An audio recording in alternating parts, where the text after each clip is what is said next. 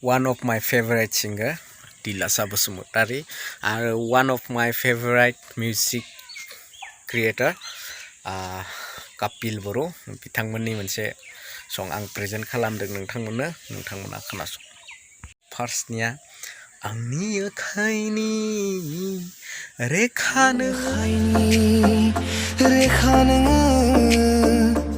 आंनि जिउनि जोबथा नोङो आंनि आखाइनि रेखा नोङो आंनि जिउनि जोबथा नोङो.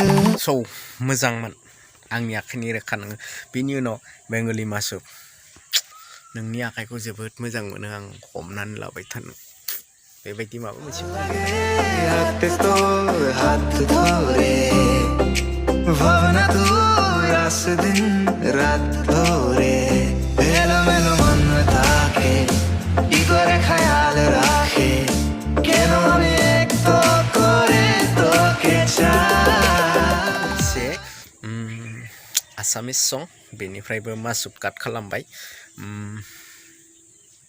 डिसक्रिपशनाव फुल लिंकखौ होनाय जागोन नोंथांमोना चेक खालाम आरो खोनासंहैबानो जाबाय ओमफ्राय सापर्ट खालाम